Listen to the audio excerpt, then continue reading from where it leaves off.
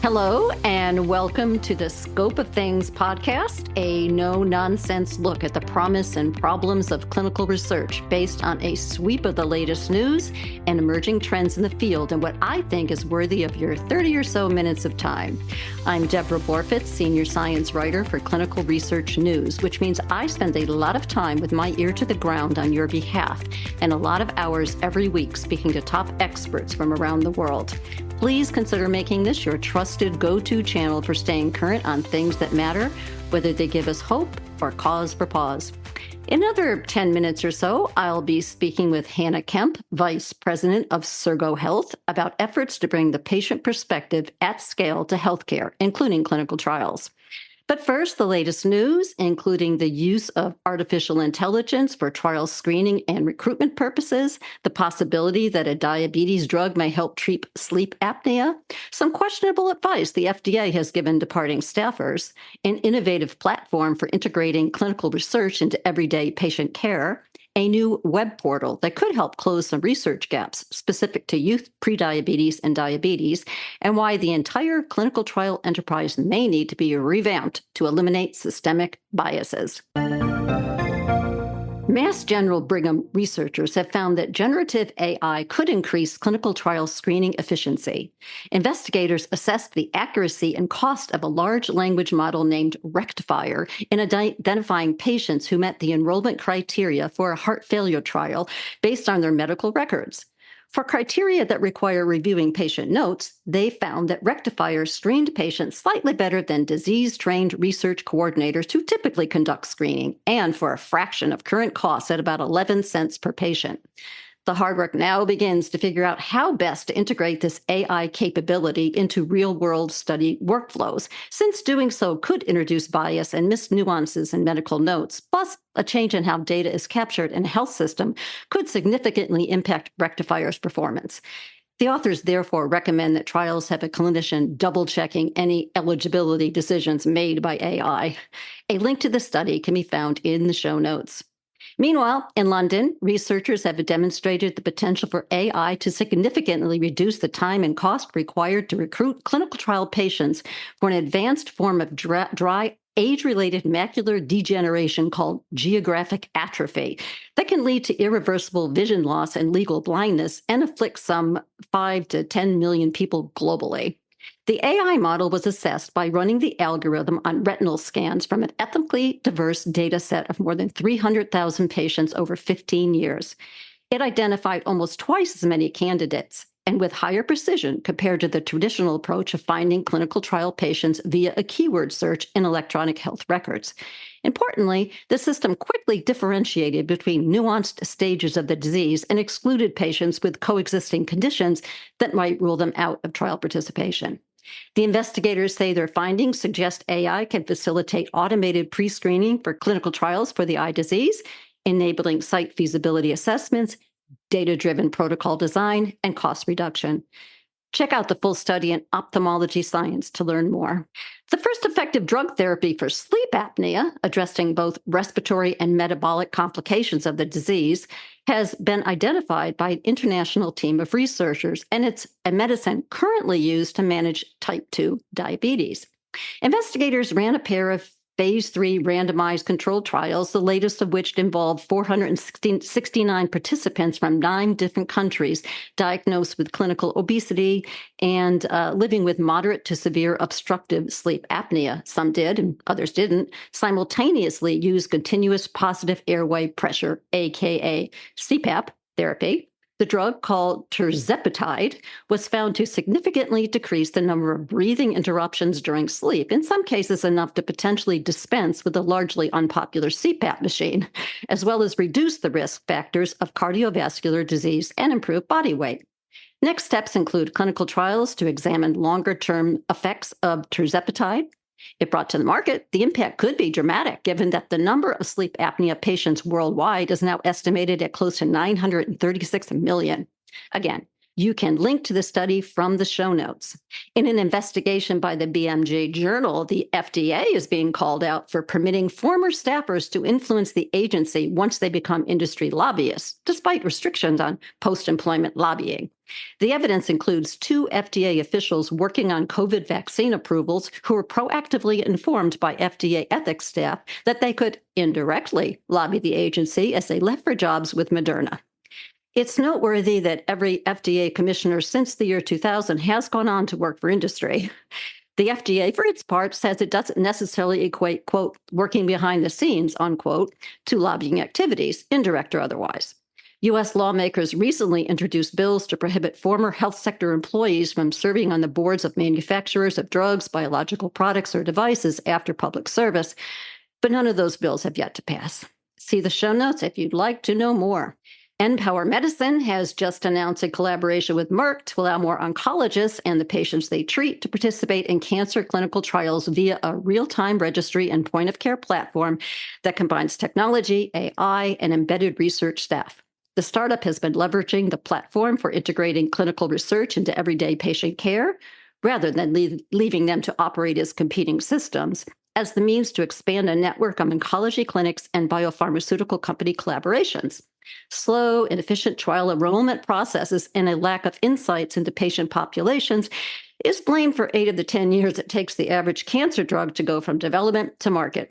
The Empower platform has 3 key pieces: a registry that has collected prospective, real-time, standardized data from consented enrolled patients, point-of-care technology for seamless workflow management and timely access to patient data and insights, and on-site and virtual experts to support oncologists and research staff to help operationalize the registry and support clinical documentation. I'll provide a link to the press release in the show notes. A multidisciplinary team of experts from the Icahn School of Medicine at Mount Sinai have created a data set unifying potentially important clues about how to personalize interventions and devise better prevention strategies for youth with prediabetes and diabetes. Rising rates of these seemingly intractable health conditions have been soaring over the past few decades, in part because interventions haven't been tailored to the needs of different subgroups of patients, they say. With the help of machine learning, investigators identified 27 risk factors from survey data collected over 20 years by the Centers for Disease Control and Prevention, some known, such as body mass index and family income, and others less recognized, like number of rooms in the home. The dataset has been put into a user-friendly format and presented as a web portal nicknamed Pond, which is accessible to anyone with an internet connection. The hope is that researchers will tap the resource to generate hypotheses for how to close some of the gaping research gaps specific to youth prediabetes and diabetes. You'll be able to find the full story on clinicalresearchnewsonline.com. I'm also providing a link that will ferry you directly to Pond in the show notes. Finally, anyone who doubts that randomized clinical trials are free of systemic biases may want to pay attention to recent work by a pair of investigators from Michigan State University who are building a case for revamping the entire enterprise, from the way studies are conceived to where they are implemented and how they are governed, which are all contributing to the problem of under-inclusion of marginalized groups. Their latest study, which I'll link to in the show notes, finds that despite decades of fighting for inclusion in clinical trials, participants are still largely white and still largely male, a trend that previous research found extends to diseases that primarily impact other population groups. Among the simple changes that can make a big difference over the short term are expanding the definition of trauma in studies with military veterans to include sexual trauma as well as combat trauma, acknowledging the diversity in the prevalence of disorders and providing a crosstab on race and gender as a condition of publishing, and requiring studies financially supported by federal grants to map to the affected real-world population.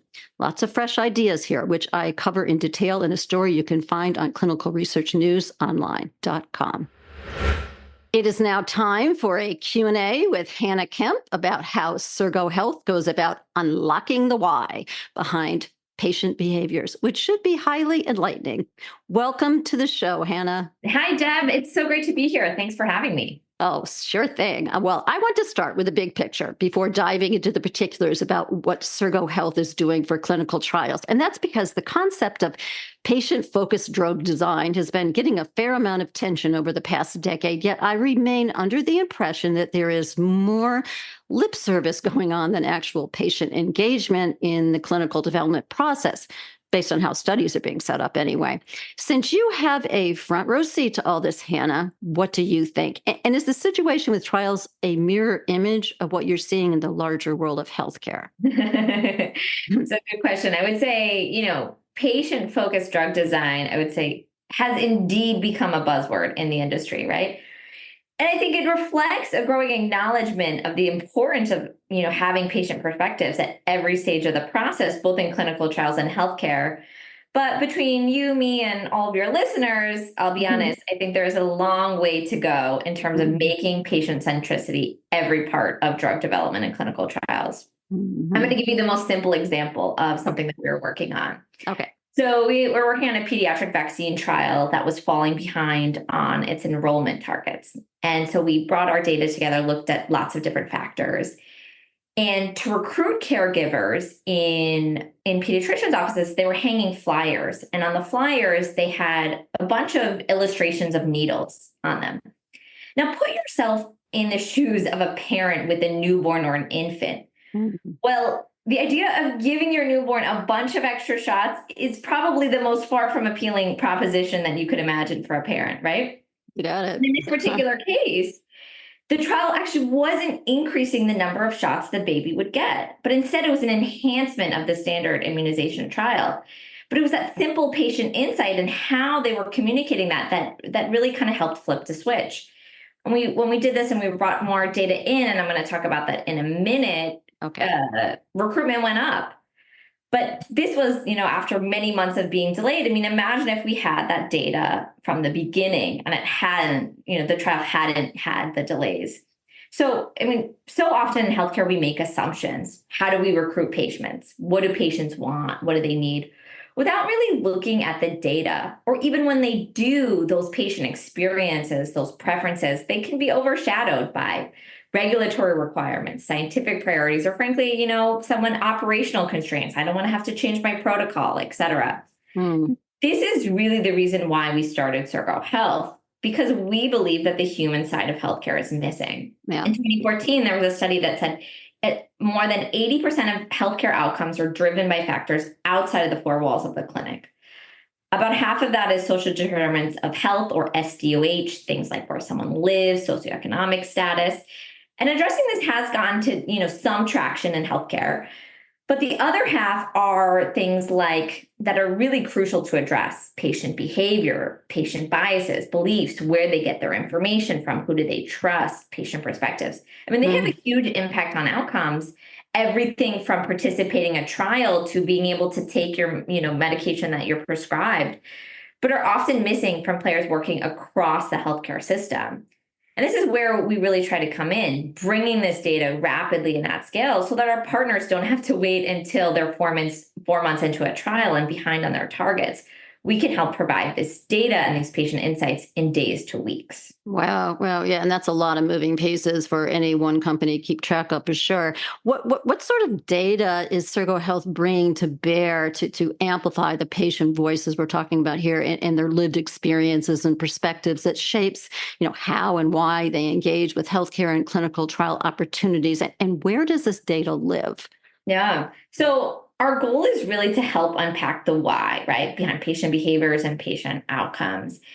And the foundation is really our individual behavioral database of 260 million US adults. So for each individual, we've got about 400 features that can tell things like predicting whether or not they might enroll in a clinical trial, what are potential barriers in accessing care or participating, adhering to their medicine, trust in pharmaceutical companies. This data, one tells you a lot about the context when someone lives. Do they live far away from medical facilities? Do they have access to healthy foods? But it also can tell you a lot about their behavior, their biases, their beliefs, which are really critical. Where did people get their information? Who do they trust? Do they believe that vaccines are safe? What Mm, are their perceptions on trials? I want to emphasize that this data is not something that you could easily buy from a social determinants of health or consumer database vendor. The backbone is really data that we've been collecting as an organization over the past 8 years. And we do this in a way that's really, what we aim to be is equitable, patient-centric, and representative. So we invest in collecting data from hard-to-reach groups, asking questions that go beyond what's collected in nearly every patient survey. So we've got this foundation of data, and we bring it on an AI platform, but we also bring in, people who are experts in the healthcare space. And the end is really fit for purpose intelligence, analytics, and recommendations, both for clinical trial success, but beyond, we work with medical affairs and commercial as well. In the clinical trial space, this can mean things like, helping our partners prioritize sites, work on patient recruitment and retention strategies, triaging challenges, or, evidence generation. We know that this data is enormously valuable for CROs and biopharmas for a few ways. So generally speaking, when we've done analysis on our data, what we found is that our unique features can be more predictive of whether or not someone's going to take a new drug, say the COVID vaccine, than demographics, traditional SUH, pretty much any of the other data that's out there. In the clinical trial space, we've actually been working with a top 10 biopharma company to help develop models to predict which sites are likely to be successful. They had built a model and we had brought in our data, and we boosted the predictive performance of this model quite a bit. So we were able to boost the predictive performance by 20% on predicting which sites were likely to be successful, just overall. And then we were able to boost performance by 400%, looking at which sites are going to be able to recruit diverse patients. That's big these days. Yeah. I mean, especially when, in trials, when you have limited time and resources, you've got to make the right bets. And so we really help our partners do that. Mm-hmm.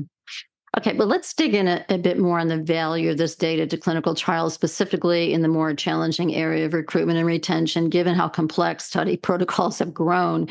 How do you move from sort of the grand scale, all this data, to specific use cases, in one study, one targeted group of enrollees? How does that roll out? Yeah, let me talk high level for a second, then I'll give you a concrete example, right? Okay. So first step most sponsors do is they try to look at where are the patients who are going to meet our criteria, right?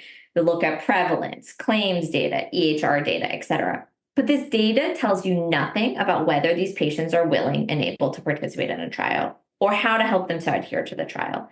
And this is where we come in. So, with site prioritization and feasibility, we help sponsors and CROs actually pick the sites that are going to be most likely to recruit and retain patients. During study startup, we'll help sponsors really design their patient support, their recruitment interventions, identify new partnerships. And also, during the trial execution and monitoring, we help a lot with triage. So, to make it more concrete, we'll just kind of give you an example. So we've got a client who's working on a trial in dermatology. They had, a site list, potential site list of like 300 or 400, maybe 500. It was quite a lot. And they're like, okay, we need to prioritize. How do we do that? We want to get to a smaller list. They identified these sites by essentially looking at where the disease is most prevalent, but they needed to determine where can they actually recruit and retain patients, and what do they need to do, what types of interventions they deploy. So we took their site list and we profiled them and told them, what are your top patient barriers that you're going to face across your portfolio and for every single site? What can you address as a pharma company versus, things that are just going to be really hard and could make recruitment really difficult? Where are they likely to find different groups of patients, age, race, other kind of factors? And then what are particular intervention tactics, recruitment tactics, et cetera, for each group of patients? What we really helped is our partner go from a list of hundreds to more of a prioritized site list that helped them look at a variety of criteria that both had, all of the site-specific criteria which they were looking at, but also the patient-centric criteria. This informed budgets, which site they partner with, protocols, et cetera. For this site, for this particular trial, our partner hit their enrollment targets. It was a phase 2 trial, and they're looking to take a lot of these tactics and bring them into phase 3. That's big anymore to even hit an enrollment target, from what I understand. Yeah. Absolutely. Yeah. Wow. Wow. Can I go now to your appearance at the Scope conference earlier this year? You presented a trio of case studies, and I think one of these you might have already alluded to, pointing to the power, of your approach. And I'd like to maybe briefly go over the particulars of each of them here. Like in one of those projects, for example, you partnered with a large pharma company to build more equitable and diverse trials using what you call hyper local behavioral intelligence. I love that. Um, what were you able to accomplish here that the company couldn't do on its own? Bring that home for us, if you would, please. Yeah, so let's I'm just going to continue on with this example I gave you earlier, phase 2 dermatology trial. Okay. Let's dig into the diversity and equity angle of this trial. So this particular skin condition is one where the literature has said there's a lot of underdiagnosis and undertreatment of Black patients. But our biopharma partner was really committed to having a diverse clinical trial, and they recognized the importance of taking this different approach. When we're partnering with them, they looked at, they're really asking two main questions. Which sites should I partner with to attract more diverse patients? And how do I design my trial better to recruit and retain these patients? Our data helped them answer both. So previously, what the teams would do is they would do a manual zip code analysis where they look at the racial and ethnic breakdown of zip codes for each potential site. This was incredibly labor-intensive process that could take months. We automated this so someone could pull the data in less than a minute, maybe 2 minutes. Having this data, right, readily available from the beginning where they were looking at their, big list of potential sites help them, we saved a bunch of time in doing this analysis, but also help them make better decisions earlier. Which sites do we engage with? Where do we prioritize, et cetera?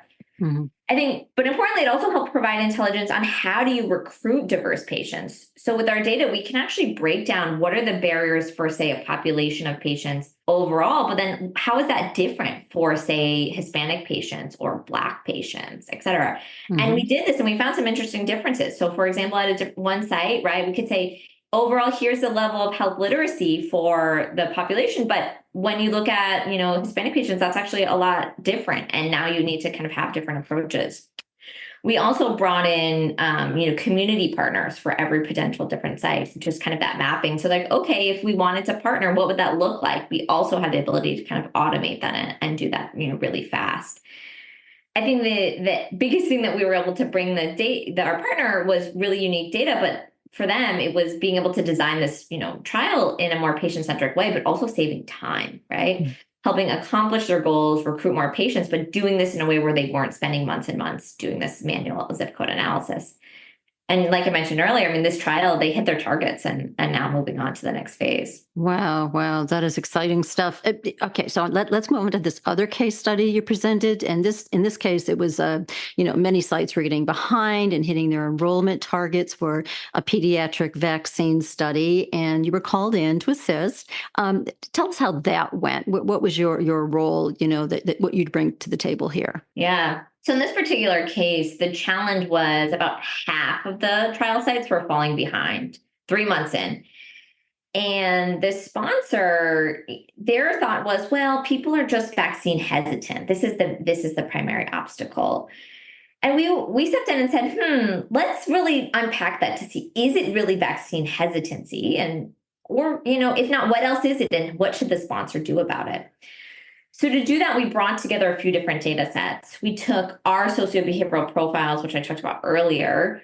We brought in site performance and monitoring data, and then brought in feasibility questionnaires. And when we put them all together, what we found it wasn't general vaccine hesitancy, that it was actually different barriers that were different at different sites. So for example, there's a group of sites that had high populations of Spanish-speaking patients, but not enough Spanish-speaking staff.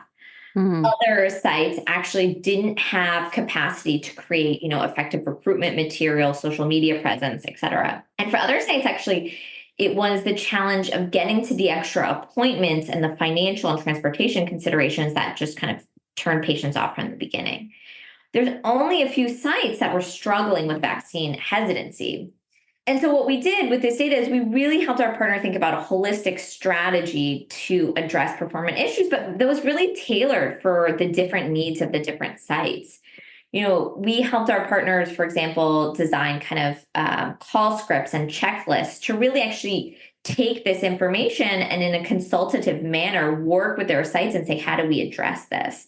What should we do? How can we as a sponsor support you? But in a really data-driven way. When they did this, recruitment went back on track, and they actually were able to achieve their enrollment goals ahead of time. But you were going to ask a follow-up question, so please feel free to go ahead, Deb. I was just going to comment on how, they're literally being handed a roadmap. Mhm. And don't we all need that for many areas of our life? And I think in your third case study, again, the same thing. I think you end up producing sort of a roadmap to moving forward in terms of strategy. Yeah. Here, you were boosting recruitment, using some targeted and actionable tactics to drive optimal patient engagement. Again, a phase 2 trial, and you identified again some common, I guess in this case, common barriers across sites versus more site to site barriers. Yeah. Is that right? Yeah. Well, so, actually, Deb, it would be a good place, I think, to talk about like what's the value of looking at, across your portfolio, what do your sites need? And then from a site specific level, right? How do we understand that sites and patients need different things? From our view, both are critical, right? And pharma companies need and sponsors need to do both, right? So looking across your portfolio, it helps you see at a high level, right? Where do I allocate my resources? How much money do I need to put for X or Y? What kind of mechanisms do I need to have in place? How much do I need to do for transportation, translation, et cetera? We provided this exact support on a few trials. We had for example, a cancer trial where they were like, how much money should I allocate toward testing and other out-of-pocket costs for our uninsured patients? We helped them, come up with better estimates and save an amendment. For another trial, it was really like, should we have a decentralized element, some more remote monitoring? Is this even feasible? And if so, what should that look like? I think going at this portfolio level is necessary, but in my view, insufficient because sites are different and they need different things. One might be an area where getting to a site is hard. It's far away from transportation. Maybe not everybody has a car. Another might be that, the patients require language support and there are just not enough people on their staff who speak that language. It's really important to look at the data and not just our assumptions to see what patients need, what do a community needs. And you can take this data, right, and actually bring it together with all of the knowledge that sites already have to shape strategies in really powerful ways on how you recruit, retain patients. I'm going to be corny for a second, which is that I always say, one size fits all does not work for your clothing, and it should not work for supporting your sites either. Isn't that true?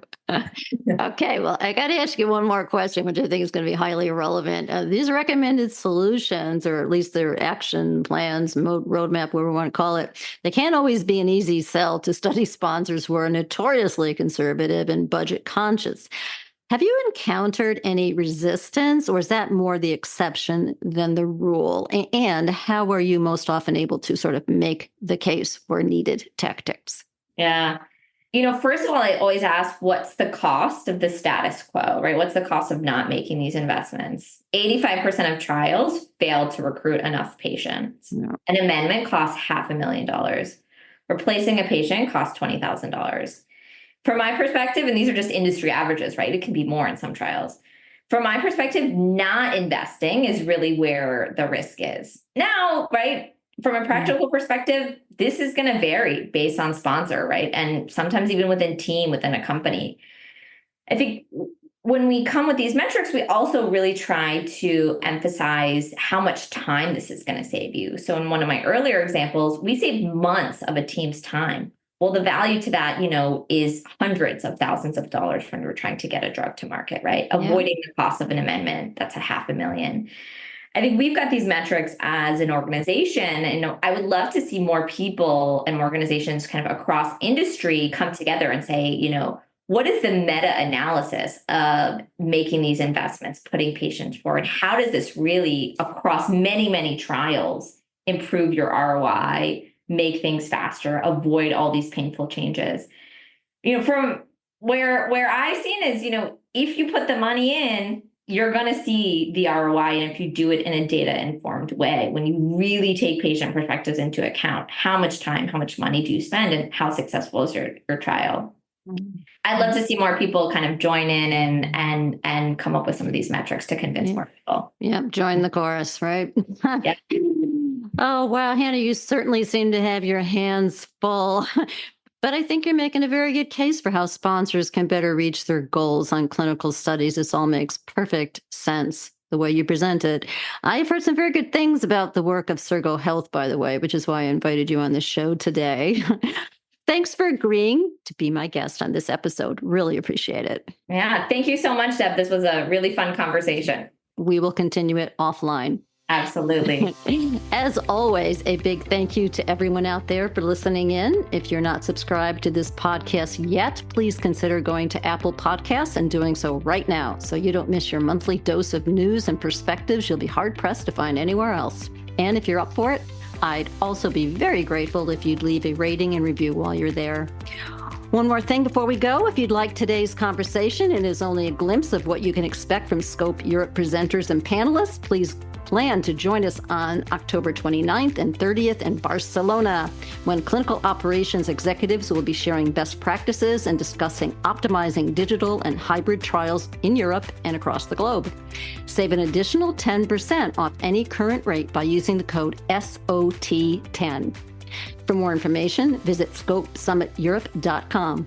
Bye for now.